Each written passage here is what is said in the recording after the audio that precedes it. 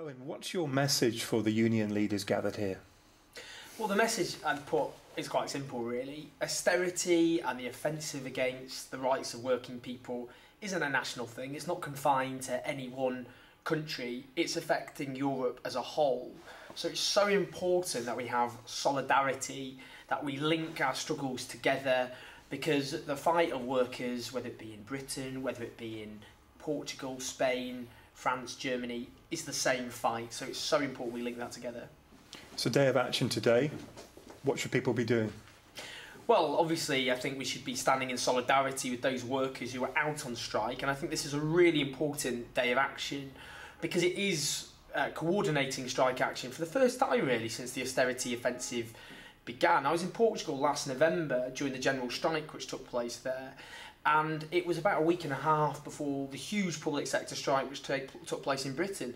People weren't aware in Lisbon and of what was happening in Britain, and obviously when public sector strike workers went on strike in Britain, they didn't know what happened in Portugal.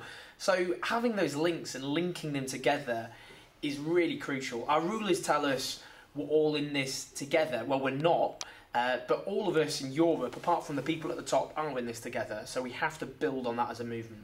How can we make these links?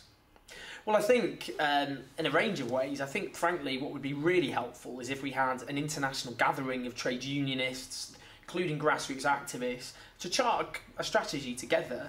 And I think that's something which is done the sooner the better, really. But also, in this age now of social media, for example, it's far easier to make those links than it was previously. The way global communications has evolved is something I think trade unions need to really take advantage of, and sometimes have been a bit behind the curve on that. So I think there are real ways, whether it be Twitter or Facebook, for example, of linking together grassroots activists and actually forming links right across national borders. Are you positive and optimistic that we can do this and make a difference? Of course I'm optimistic we can make a difference. And, there's always hope at times when things seem often quite bleak. And my favourite quote is a quote from someone called Frederick Douglass, who was an African-American statesman of the 19th century, who was a freed slave, and he said, "Power concedes nothing without a demand. It never has and it never will." What he meant by that is social change happens through struggle from below, by people putting demands on authority. So what we need to do, because there's huge amounts of anger and frustration among working people in Europe, but it needs to be given direction, it needs to be given leadership, and that's where the trade unions come in, really.